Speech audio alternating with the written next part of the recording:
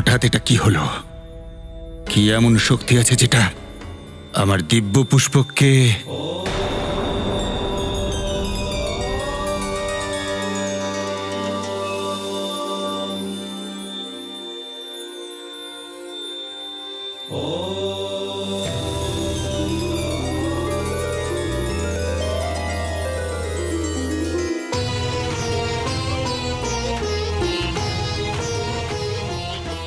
এটা তো কৈলাস, আমার মহাদেবের নিবাস।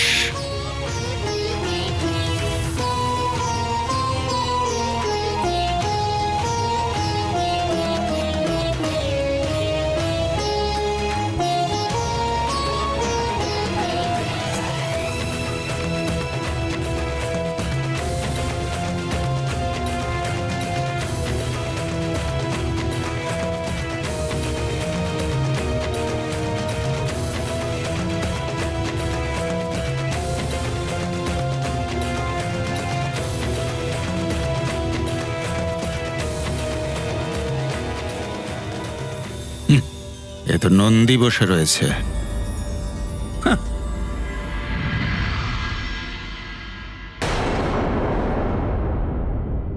দাঁড়ান।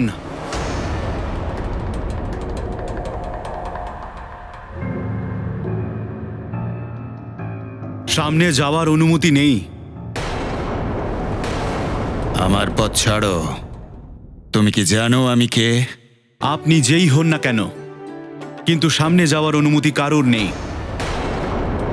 দয়া করে আপনি ফিরে যান। তুমি আমাকে আদেশ দেবার দুঃসাহস করছো কিন্তু।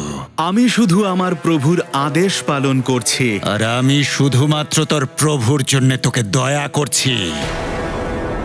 মহাদেবের যা আদেশ দেওয়ার উনি স্বয়ং আমাকে দেবেন। স্বয়ং ভগবান ভোলানাথেরই আদেশ। উনি কারোর সাথেই দেখা করবেন না। সরে যা।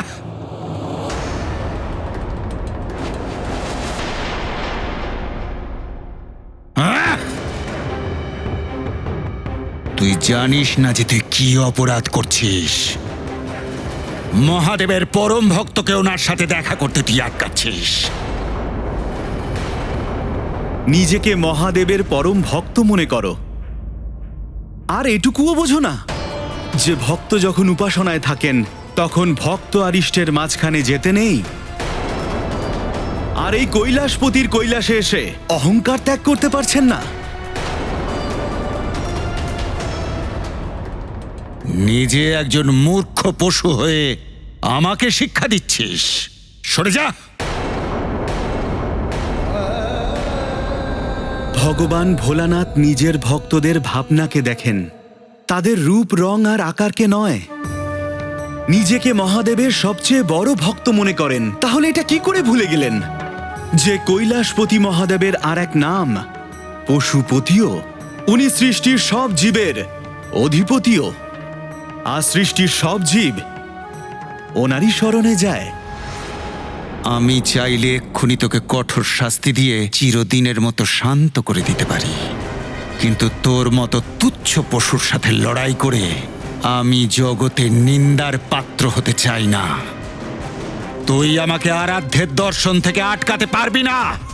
যা, সরে যা।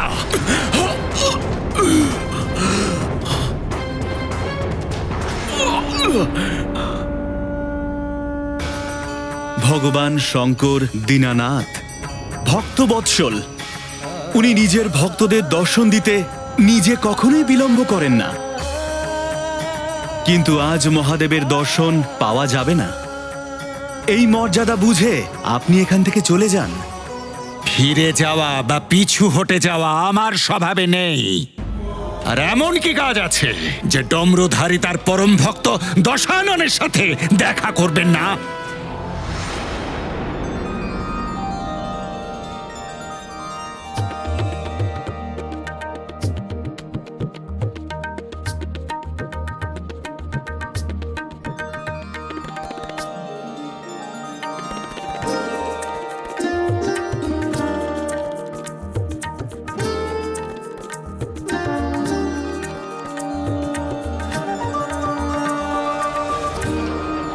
ভগবান ভূতপতি মাতা জগদম্বের সাথে একান্তে ক্রীড়ামগ্ন।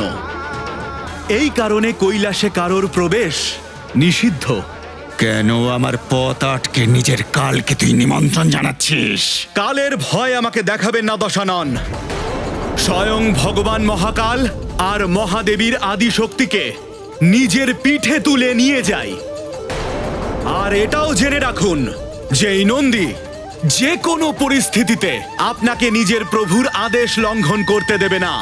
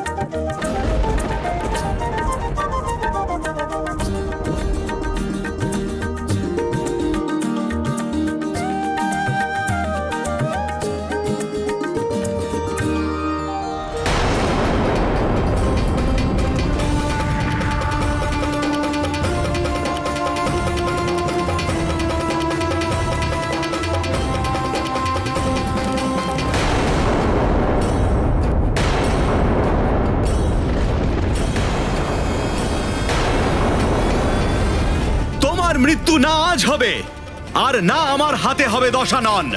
তুমি অযথা আমার সাথে যুদ্ধ করে কেবল মহাপাপের ভাগী হবে। আমার কথা শোনো আর ফিরে যাও। এই লঙ্কেশ্বর দশানন একবার যে সংকল্প নেয় সেটা পূর্ণ করে তবেই ছাড়ে। ভক্ত হয়েও বারবার ভগবানের আদেশ অমান্য করছো, মূর্খ।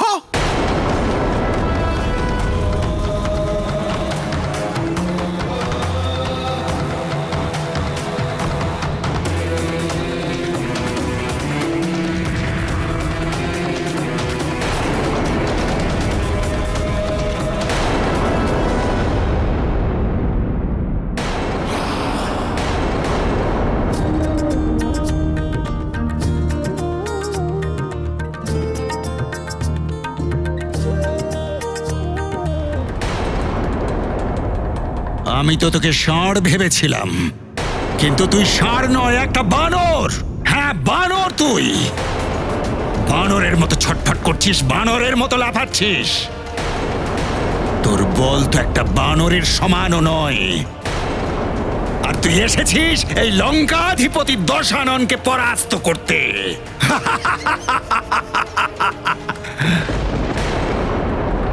আর স্বয়ং মহাদেব সরল যে কোনো পাত্র অপাত্রকেও বরদান করে দেন, যাকে খুশি নিজের ভক্ত করে নেন।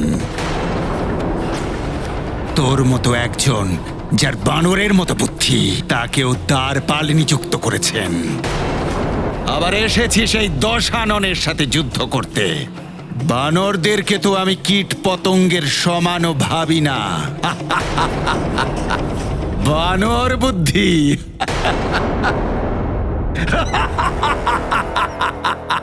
আমি তো প্রভু ভোলানাথের আদেশ পালন করছি, কিন্তু তুমি যদি এতে বানর বুদ্ধি দেখতে পাও তাহলে শোনো দশানন, যে বানরদের তুমি তুচ্ছ মনে করছো সেই বানরদের সম্মুখে তুমি মাথা নত করতে বাধ্য হবে। তোমার অহংকার, তোমার কীর্তি আর তোমার প্রতিষ্ঠা সবকিছু ওই বানরদের পায়ের তলায় শেষ হয়ে যাবে।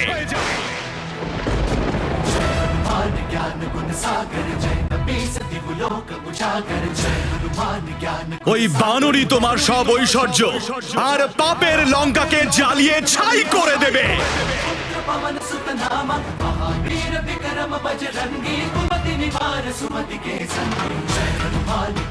তোমার রাক্ষস কুলের সর্বনাশ আর তোমার মৃত্যুর প্রধান কারণ হবে ওই বানর।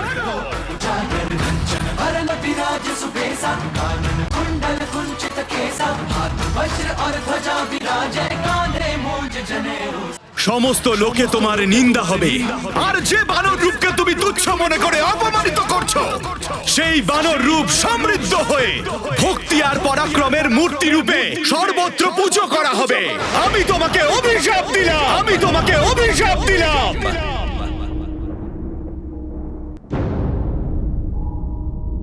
এই প্রতিধ্বনি কিসের প্রাণনা? এটা সত্য আর ন্যায়ের প্রতিধ্বনি প্রাণপ্রিয়া। আমাদের সর্বসময়ের ভক্ত নন্দী একজন দুষ্টকে উচিত শাস্তি দিয়েছে। নিজের পরম প্রিয় এই ভক্ত নন্দীর মান রাখার জন্য ভগবান ভোলানাথ বজরংবলী হনুমানের রূপ নিয়ে জন্ম নিলেন আর মর্যাদা পুরুষোত্তম শ্রীরামের বানর সেনার নেতৃত্ব দিলেন। আর পাপে লঙ্কা জ্বালিয়ে ছাই করার শপথ তো শ্রীমান মহাবলী হনুমান নিজেই পালন করলেন। এই প্রসঙ্গে কিন্তু অনুধাবনযোগ্য আরও একটি দিক রয়েছে। সেটা কি হৃদয়নাথ? এটাই যে ভক্ত আর ভগবানের মধ্যে কখনোই আসা উচিত নয়, বিশেষ করে ভক্তবৎসল ভগবান ভোলানাথ আর ওনার পরম সেবক নন্দী মহারাজের মধ্যে ভুলেও কখনো নয়। নন্দীশ্বর বৃষ রূপে ভগবান মহাদেবের সঙ্গেই শোভা পায়, ঠিক যেভাবে গোমাতা পৃথিবীর প্রতীক, সেইভাবে বৃষরূপী নন্দী ধর্মের প্রতীক। ভগবান ভোলানাথ সর্বদাই ধর্মের সঙ্গেই থাকেন, আর ধর্ম প্রতিনিয়ত ভগবান ভোলানাথের সেবা করে। আর এদের মধ্যে যাওয়ার অর্থ হল ভগবান মহেশ্বরের কাছ থেকে যে সনাতন ধর্মের ধারা প্রবাহিত হয় তাতে বাধা দেওয়া। নন্দীর থেকে এরকম ভয়ঙ্কর অভিশাপ পাওয়ার পরে তো রাবণ নিশ্চয়ই ভয়ে ভীত হয়ে গিয়েছিল। ভয় সত্যিই ভীত হলে হয়তো তার পাপ কিছুটা ধুয়ে যেত, কিন্তু দুষ্ট রাবণের বুদ্ধিতে শুধুমাত্র অহংকার আর ক্রোধই অবশিষ্ট ছিল। ওরে মূর্খ, তুই না অলস ষাঁড় হতে পারলি না বিধি মতন বানর। তুই কি ভেবেছিস আমি তোর ওই তুচ্ছ অভিশাপে ভয় পাবো? বানরের ভয় ভীত হয়ে তোর কাছে ক্ষমা প্রার্থনা করব? তুই এখনো পর্যন্ত আমার শক্তি দেখিসনি, কিন্তু তোর ওপর আমার বল প্রয়োগ করে আমি আমার নিজের শক্তিকে ব্যর্থ করতে চাই না। তোর অস্তিত্ব তো এমনিতেই তুচ্ছ আর নগণ্য,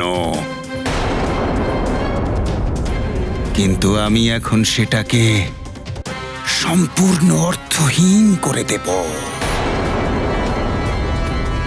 তুই এখানেই দাঁড়িয়ে থাক আর দেখ, আমি তোর সামনে সম্পূর্ণ কৈলাস পর্বতকে এখান থেকে উপড়ে নিয়ে আমার রাজধানী ওই লঙ্কায় নিয়ে যাব।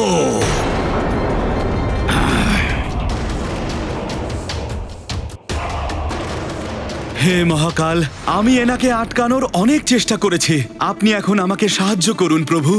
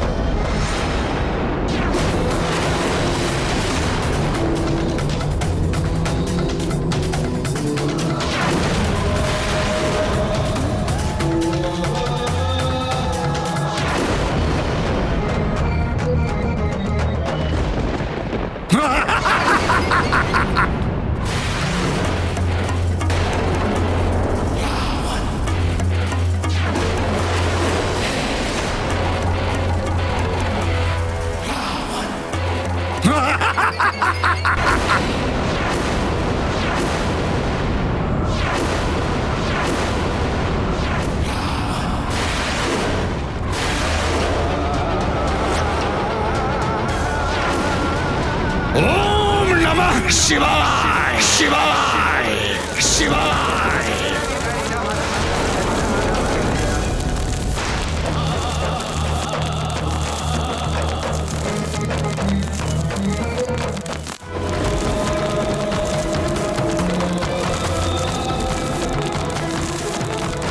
ওম নমঃ শিবায়।